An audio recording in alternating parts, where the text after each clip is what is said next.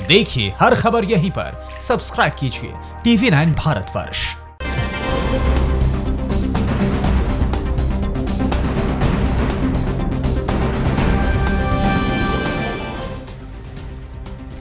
नमस्कार, देश के सबसे बड़े न्यूज नेटवर्क TV9 पर आप देख रहे हैं न्यूज टॉप 9। आपके साथ मैं हूं पूर्णिमा मिश्रा। तो बुलेटिन की शुरुआत भारत चीन टकराव की खबरों के साथ करते हैं। चीन की कौन सी नई चाल बेनकाब हुई? पैंगोंग झील पर ताजा विवाद क्या है? भारत के खिलाफ चीन का साइबर षड्यंत्र क्या है? और नेपाल को किसने नसीहत दी?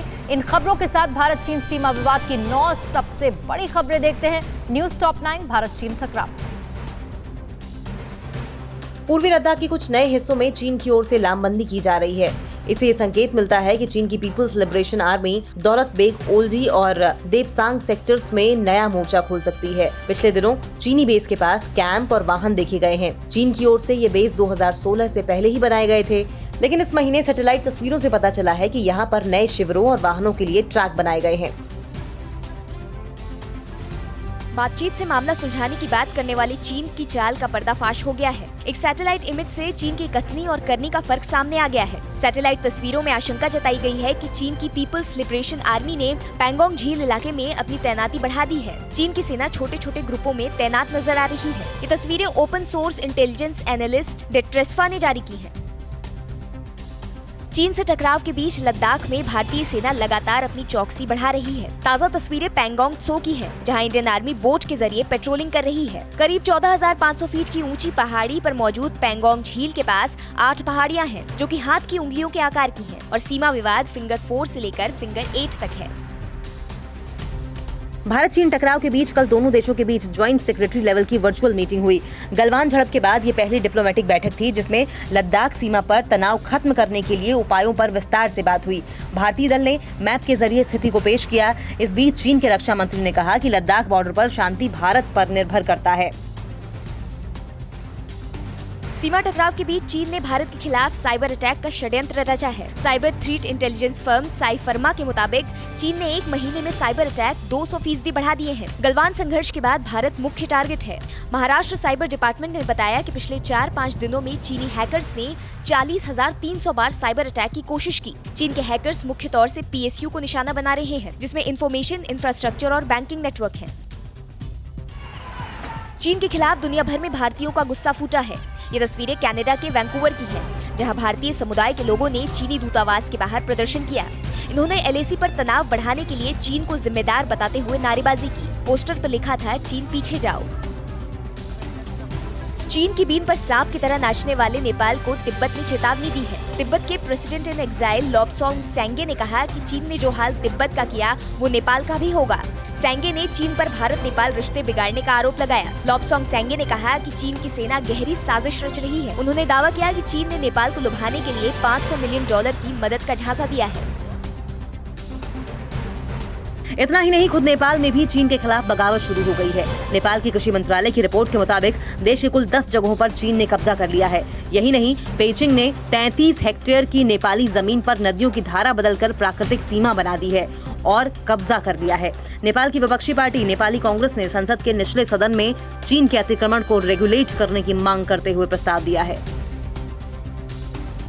लद्दाख में चीन की करतूत के खिलाफ देश भर में गुस्सा है। लखनऊ में गुस्साए लोगों ने चीन के राष्ट्रपति की अर्थी निकाली और उनका पुतला भी फूंका। प्रदर्शन कर रहे लोगों के गुस्से का अंदाजा इसी बात से लगाया जा सकता है कि उन्होंने पुतले को पहले लाठी डंडों से पीटा और फिर आग लगा दी। वे पुतले को काफी देर तक पैरों से रौंदते रहे। वहां मौजूद लोगों ने चीनी सामान तोड़कर भी अपना विरोध जताया।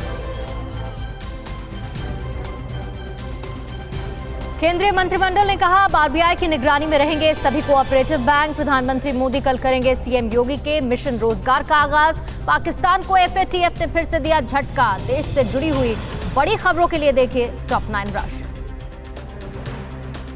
पीएम मोदी की अध्यक्षता में कल हुई कैबिनेट की बैठक में सरकारी बैंकों को रिजर्व बैंक की निगरानी में लाने और यूपी में कुशीनगर अंतर्राष्ट्रीय एयरपोर्ट को मंजूरी दी गई। पशुधन विकास के लिए 15,000 करोड़ रुपए का प्रावधान किया गया है। मुद्रा लोन पर लगने वाले ब्याज में 2% की छूट मिली है। केंद्रीय सूचना और प्रसारण मंत्री प्रकाश जावड़ेकर ने बैठक के बाद इसकी जानकारी दी।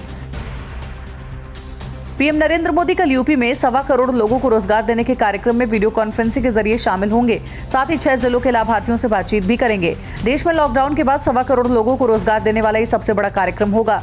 उत्तर प्रदेश में लॉकडाउन के बाद सबसे ज्यादा 35 लाख प्रवासी मजदूर वापस लौटे हैं। देश में डीजल के दाम पहली बार पेट्रोल से अधिक होने पर कांग्रेस ने केंद्र पर जमकर भड़ास निकाली। राहुल गांधी ने एक ग्राफ ट्वीट कर कहा कि मोदी सरकार ने कोरोना महामारी और पेट्रोल डीजल की कीमतें अनलॉक कर दी हैं। वहीं यूथ कांग्रेस ने दिल्ली में कई जगहों पर प्रदर्शन कर विरोध जताया। दिल्ली में कल 48 पैसे की बढ़ोतरी के साथ डीजल 79 रुपये 88 पैसे लीटर, जबकि पेट्रोल 79 रुपये 76 पैसे लीटर मिल रहा है। चीन नेपाल सीमा विवाद पर कांग्रेस ने सरकार से संसद का विशेष सत्र बुलाने की मांग की है और चीन के मुद्दे पर बीजेपी को जवाब भी दिया है। कांग्रेस प्रवक्ता मनीष तिवारी ने कहा कि बीजेपी सरकार को सवालों से डर लगता है, तो उन्हें 2004 से 14 का वक्त याद करना चाहिए और हमारी सरकार से सवाल पूछने के लिए माफी मांगनी चाहिए, क्योंकि तब एलएसी पर जायजा लेने के लिए बीजेपी ने अपना डेलीगेशन भेजा था। नीति आयोग के सीईओ अमिताभ कांत ने कहा कि पिछले 30 साल में वाहनों का प्रदूषण किसी भी अन्य क्षेत्रों के मुकाबले तेजी से बढ़ा है। परिवहन क्षेत्र में कार्बन उत्सर्जन पर लगाम लगाए बिना जलवायु परिवर्तन को नहीं रोका जा सकता। उन्होंने वीडियो कॉन्फ्रेंसिंग के जरिए उभरती अर्थव्यवस्थाओं में परिवहन क्षेत्र में कार्बन उत्सर्जन पर लगाम परियोजना DTEE की शुरुआत करते हुए ये बात कही। देश 2025 तक टीबी के खिलाफ लड़ाई जीत सकता है। केंद्र सरकार ने कल वार्षिक टीबी रिपोर्ट 2020 जारी करते हुए ये दावा किया है। केंद्रीय स्वास्थ्य मंत्री डॉक्टर हर्षवर्धन और केंद्रीय राज्य स्वास्थ्य मंत्री अश्विनी कुमार चौबे ने वीडियो कॉन्फ्रेंसिंग के माध्यम से रिपोर्ट जारी की। राष्ट्रीय टीबी उन्मूलन योजना में गुजरात ने पहला, आंध्र प्रदेश ने दूसरा और हिमाचल प्रदेश ने तीसरा स्थान हासिल किया है।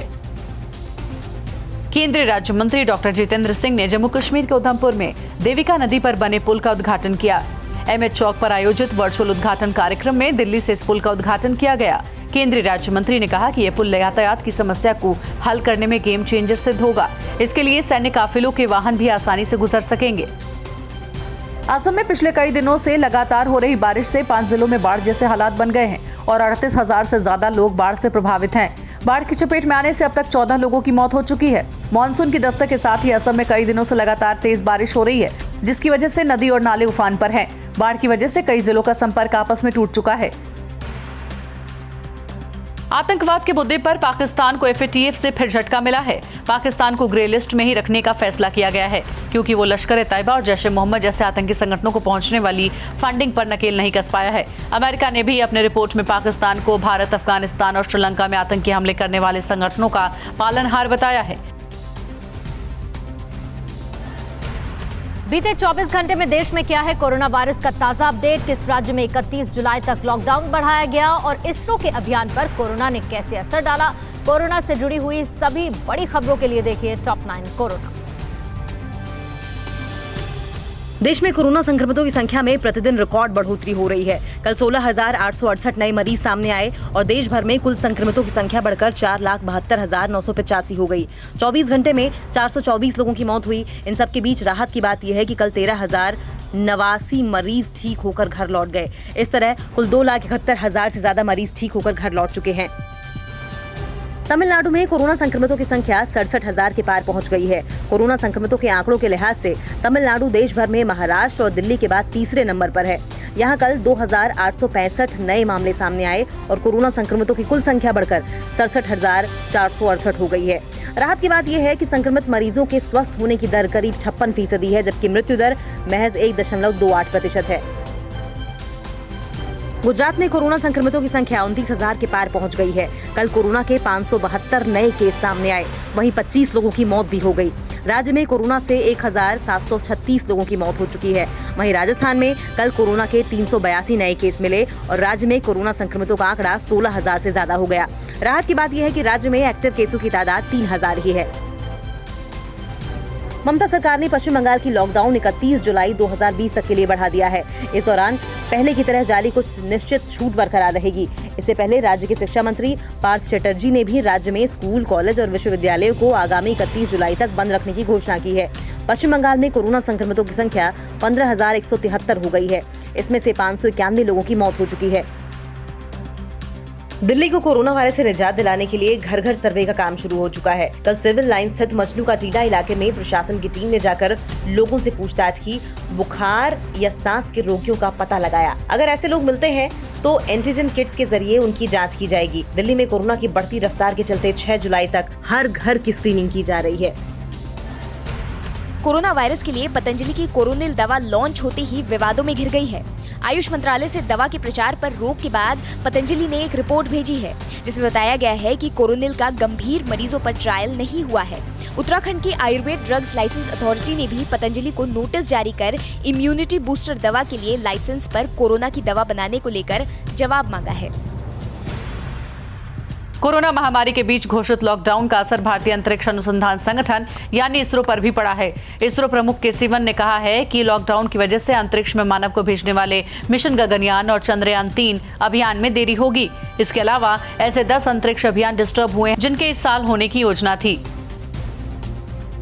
दुनिया भर में पिछले 24 घंटे में 1.5 लाख से ज्यादा कोरोना संक्रमण के केस सामने आए। वहीं करीब 5,000 मरीजों ने दम तोड़ दिया। दुनिया भर में कोरोना से 95 लाख से ज्यादा लोग कोविड-19 से संक्रमित हो चुके हैं और मौत का आंकड़ा बढ़कर 4,83,000 के पार पहुंच गया है। ब्राजील में एक ही दिन में 37,000 से ज्यादा लोग कोरोना संक्रमित पाए गए। ब्राजील में अब तक करीब 54,000 और अमेरिका में 1,24,000 लोगों की कोरोना से मौत हो चुकी है। कोरोना मरीजों की बढ़ती संख्या को देखते हुए WHO ने अनुमान जताया है कि अगले हफ्ते तक दुनिया भर में कोरोना संक्रमितों की संख्या 1 करोड़ के पार पहुंच जाएगी। WHO के महानिदेशक ने जेनेवा में आयोजित एक प्रेस ब्रीफिंग में सऊदी अरब सरकार के उस फैसले का स्वागत किया जिसमें कोरोना के संक्रमण को देखते हुए इस साल ही हज की यात्रा पर रोक लगाने का फैसला लिया गया है। दिल्ली में होम क्वारंटीन पर फिर से हुई तकरार। पीपीई किट और मास्क के निर्यात पर रोक को लेकर किसने मांगा जवाब? दिल्ली में क्यों महंगी हुई ऑक्सीजन? दिल्ली दंगा केस में किस आरोपी को मिली मानवीय आधार पर जमानत? आपको दिखाते हैं न्यूज टॉप 9 दिल्ली एनसीआर की सभी बड़ी खबरें। दिल्ली में कोरोना संक्रमितों की संख्या 70,000 के पार पहुंच गई है। कल एक दिन में 3,788 नए मामले सामने आए। वहीं 64 मरीज जिंदगी की जंग हार गए। राजधानी में अब मौत का आंकड़ा बढ़कर 2,365 हो गया है। राहत की खबर यह है कि मरीजों के ठीक होने की रफ्तार भी अच्छी है। अब तक 41,437 मरीज कोरोना को मात दे चुके हैं, जबकि 26,000 मरीजों का इलाज चल रहा है। दिल्ली में कोरोना मरीजों को होम क्वारंटाइन में रखने को लेकर उपराज्यपाल के नए आदेश पर फिर तकरार शुरू हो गई है। डिप्टी सीएम मनीष सिसोदिया ने कहा कि उपराज्यपाल 2 दिन से उनकी चिट्ठी का जवाब नहीं दे रहे हैं। नए आदेश को वापस लेने के लिए केंद्रीय गृह मंत्री अमित शाह को भी चिट्ठी लिखी गई है। नए आदेश के मुताबिक कोरोना के सभी संदिग्ध मरीजों को क्वारंटाइन सेंटर आना जरूरी है, लेकिन सिसोदिया का कहना है कि इससे व्यवस्था चरमरा जाएगी। दिल्ली में लगातार बढ़ रहे कोरोना के मामले को देखते हुए शहनाई हॉल में टेम्परेरी तौर पर कोविड केयर सेंटर में तब्दील कर दिया गया। यहाँ करीब 100 बेड लगाए गए हैं। मुख्यमंत्री अरविंद केजरीवाल ने कल एलएनजेपी अस्पताल के ठीक सामने स्थित इस बैंक्वेट हॉल का दौरा किया। दिल्ली के डिप्टी सीएम मनीष सिसोदिया भी उनके साथ थे। दोनों ने डॉक्टर्स से बातचीत कर जानकारी ली।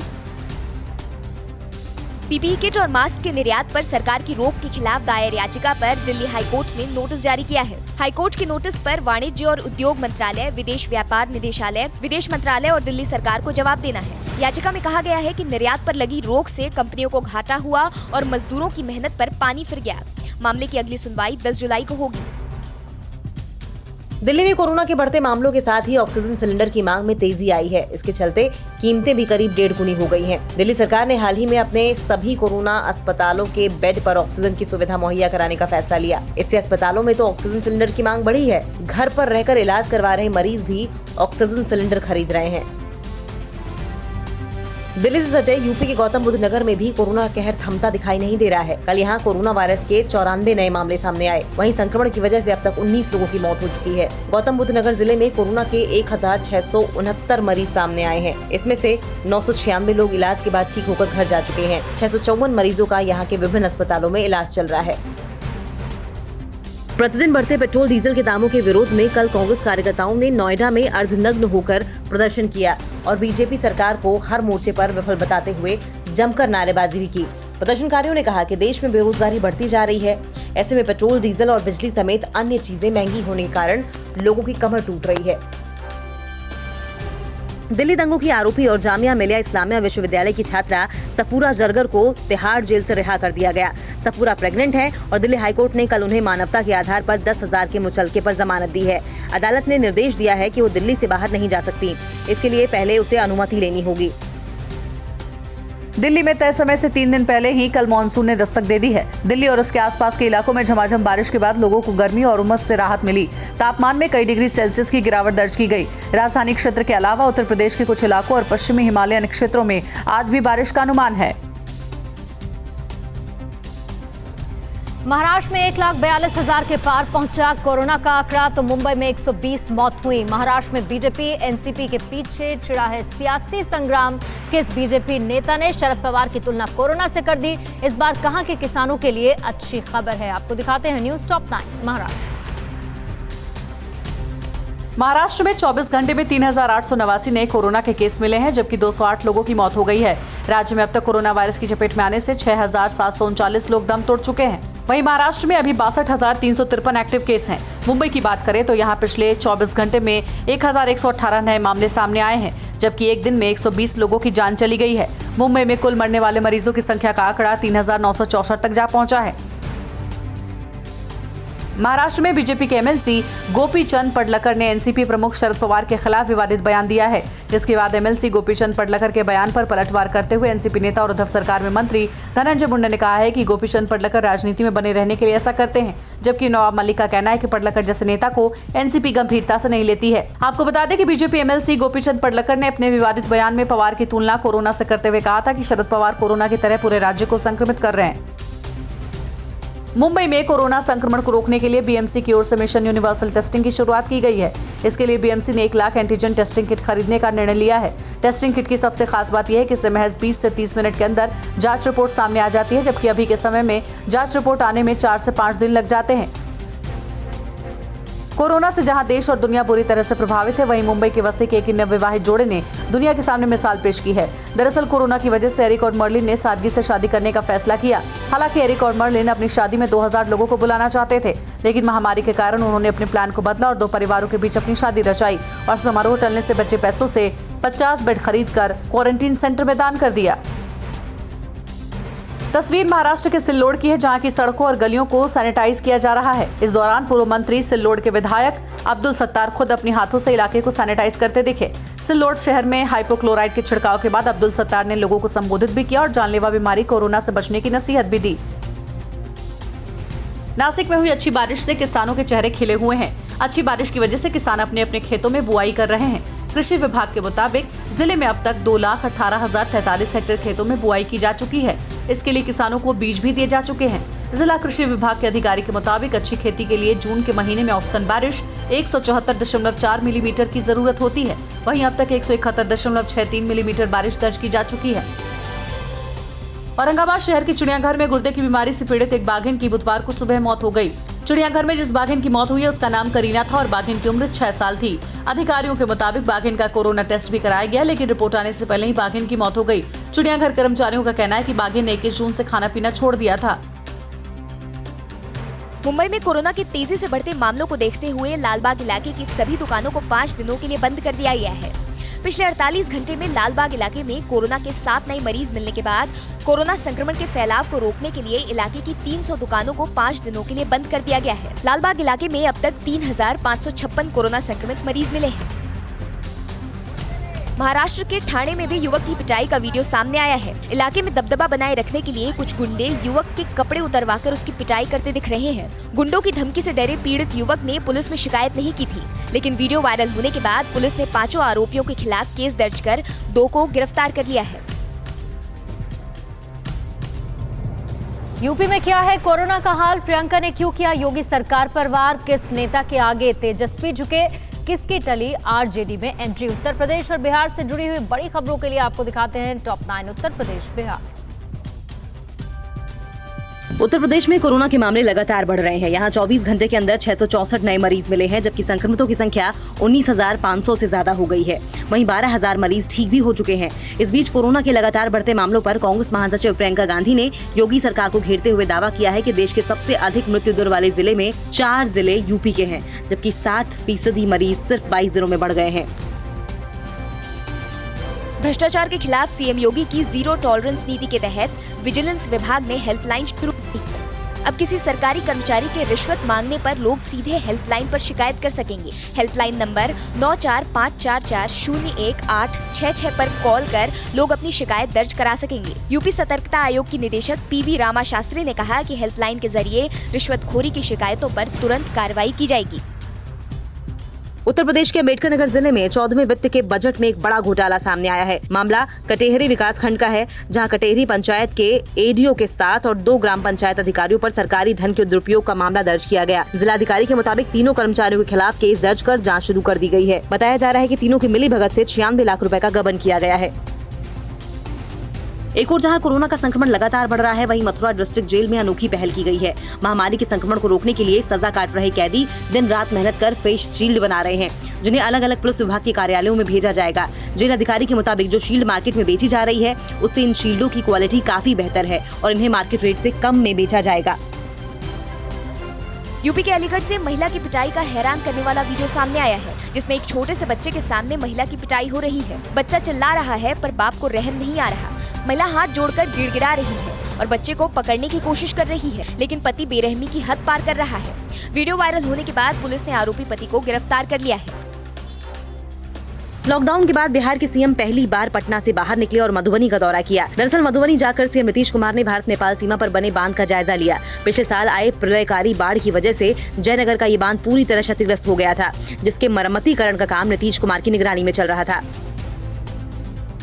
बिहार विधानसभा चुनाव के लिए आरजेडी के तीनों उम्मीदवार एम रहमान, रामबली चंद्रवंशी और सुनील सिंह ने कल अपना पर्चा दाखिल किया। बिहार में विधान परिषद की 9 सीटों के लिए 6 जुलाई को वोट डाले जाएंगे। बीजेपी ने विधान परिषद चुनाव के लिए कल 2 उम्मीदवारों सम्राट चौधरी और संजय प्रकाश के नाम का ऐलान किया। आज विधान परिषद चुनाव के नामांकन की आखिरी तारीख है। पार्टी में फूट पड़ने के बाद बिहार के नेता प्रतिपक्ष तेजस्वी यादव ने सीएम नीतीश कुमार पर नेगेटिव पॉलिटिक्स करने का आरोप लगाया। तेजस्वी यादव ने कहा कि नीतीश कुमार ने हमारे 5 प्यादे मारे हैं, लेकिन हमने उनका वजीर मारा है। चुनाव के समय नेताओं के आने जाने का सिलसिला बना रहता है। वहीं रघुवंश प्रसाद पर बोलते हुए तेजस्वी ने कहा कि वो हमारे अभिभावक हैं, वे कहीं नहीं जा रहे। आरजेडी के वरिष्ठ नेता रघुवंश प्रसाद सिंह के राष्ट्रीय उपाध्यक्ष पद से इस्तीफा देने के बाद पार्टी बैकफुट पर आ गई है, जिसके बाद तेजस्वी यादव ने पूर्व सांसद और बाहुबली नेता रामा सिंह के पार्टी में शामिल होने को फिलहाल टाल दिया है। रामा सिंह 29 जून को आरजेडी में शामिल होने वाले थे। 2014 लोकसभा चुनाव में रामा सिंह ने वैशाली लोकसभा क्षेत्र से रघुवंश प्रसाद सिंह को मात दी थी। और अब देश के अन्य राज्यों की सबसे बड़ी खबरों के लिए देखिए न्यूज टॉप 9 राज्य। मध्य प्रदेश में बीजेपी कांग्रेस के बीच सियासी खींचतान थमती नहीं दिख रही है। इस बीच बीजेपी विधायक रामेश्वर शर्मा ने दिग्विजय सिंह को लेकर विवादित बयान दिया है और कांग्रेस नेता दिग्विजय सिंह की तुलना सांप से की है। रामेश्वर शर्मा ने कहा है कि दिग्विजय सिंह 10 जनपद की बीन पर अपने फन को फुफकारते हैं। राजस्थान सरकार ने महाराणा प्रताप और अकबर के बीच हुए हल्दी घाटी युद्ध को समझाने के लिए फिर से 10वीं की सामाजिक विज्ञान की किताब में बदलाव किया है। राजस्थान में बीजेपी सरकार के समय किताब में महाराणा प्रताप को विजयी बताया गया था, जिसे कांग्रेस सरकार ने हटा दिया है और साफ किया है कि हल्दी घाटी में महाराणा प्रताप और अकबर के बीच लड़ा गया युद्ध धार्मिक नहीं राजनीतिक था। ये है चीनी सेना में रहे वांगछी पिछले 57 साल से भारत में हैं। 1962 में धोखे से भारतीय सीमा में दाखिल हो जाने के बाद वांगछी को 7 साल तक जेल में रहना पड़ा। रिहा होने के बाद वांगछी ने मध्य प्रदेश के बालाघाट में शादी की और यहीं रहने लगे। हालांकि लंबी कानूनी लड़ाई लड़ने के बाद वांग चीन भी गए, लेकिन परिवार भारत में है, इसलिए लौट कर आ गए। अभी हाल के विवाद पर वांगछी का कहना है कि युद्ध से किसी देश का भला नहीं होगा, सीमा विवाद को बातचीत से सुलझाना चाहिए। घटना हावड़ा के बागनान इलाके की है, जहां बेटी के साथ हो रही छेड़खानी की विरोध करने पर आरोपियों ने मां को सीढ़ी से नीचे ढकेल दिया, जिससे कि मौके पर ही वृद्धा की मौत हो गई। पीड़िता के मुताबिक आरोपी घर में दाखिल होकर उससे छेड़खानी कर रहा था। बताया जा रहा है कि आरोपी टीएमसी का नेता है। वहीं घटना के विरोध में बीजेपी सांसद लॉकेट मुखर्जी और सौमित्र खान सड़क पर उतर आए और NH6 का घेराव किया। झारखंड के गोड्डा जेल में बंद एक कैदी की मौत का मामला गंभीर बन चुका है। कैदी को 17 जून को बकरी चोरी के आरोप में जेल भेजा गया था। गिरफ्तारी से पहले ग्रामीणों ने उसकी और उसके मित्र की जमकर पिटाई की थी। मृतक कैदी की पत्नी ने दरोगा पर 50,000 की रिश्वत मांगने और मरीज का इलाज नहीं कराने का आरोप लगाया है। जेल प्रशासन मौत की वजह हार्ट अटैक बता रहा है। वहीं मामले की जांच की मांग तेज हो गई है। सीसीटीवी फुटेज अलवर की है। इस फुटेज में आप कुछ बदमाशों को नीले रंग की स्विफ्ट कार से भागते देख सकते हैं। दरअसल इन हथियारबंद हमलावरों ने जिम संचालक की दिन दहाड़े हत्या की और वारदात को अंजाम देने के बाद बड़े आराम से वहां से फरार हो गए। घटना को पुलिस थाने से महज कुछ मीटर की दूरी पर अंजाम दिया गया, जिससे कि लोगों में आक्रोश है। पुलिस के मुताबिक हत्या प्रॉपर्टी के विवाद में की गई और जल्द हमलावरों को गिरफ्तार कर लिया जाएगा। पहाड़ी इलाकों में हो रही लगातार बारिश से नदी नाले उफान पर हैं। तस्वीर हल्द्वानी के सितारगंज रोड की है, जहां उफान की वजह से नदी का पानी पुलिया के ऊपर से बह रहा है। इस बीच प्रशासन की अपील के बावजूद बाइक सवार युवक ने पुलिया पार करने की कोशिश की। तभी युवक का संतुलन बाइक पर से बिगड़ गया और बाइक तेजी से पानी के बहाव में बह गई, जबकि युवक की जान बमुश्किल बची। ये हजारों मोबाइल किसी शोरूम या बड़ी दुकान में नहीं है, बल्कि इन मोबाइल को जयपुर पुलिस ने बरामद किया है। ये सभी मोबाइल या तो चोरी हो गए थे या फिर गुम हो गए थे। पुलिस के मुताबिक लॉकडाउन के दौरान जब अपराधों की संख्या कम हुई, तब पुलिस की टेक्निकल टीम ने गुमशुदा मोबाइलों को ढूंढना चालू किया, जिससे कि 3 महीने के अंदर 2200 मोबाइल बरामद हुए। यह है भारत का सबसे शक्तिशाली रेल इंजन, जो इस वक्त भोपाल के हबीबगंज रेलवे स्टेशन पर है। इसका इंजन 12,000 हॉर्स पावर का है और इस इंजन का नाम है WAH-12। फिलहाल 12,000 हॉर्स पावर के इस इंजन का ट्रायल चल रहा है, जिसके बाद इन इंजनों को मालगाड़ी से जोड़ा जाएगा। इंजन का निर्माण बिहार के मधेपुरा में किया जा रहा है और इंजन की लागत करीब 20 करोड़ रुपए है। तो न्यूज टॉप 9 में आपने देखा बिना ब्रेक के देश दुनिया की तमाम बड़ी खबरें। फिर एक बार नई खबरों के साथ न्यूज टॉप 9 लेकर लौटेंगे सुबह 11 बजे।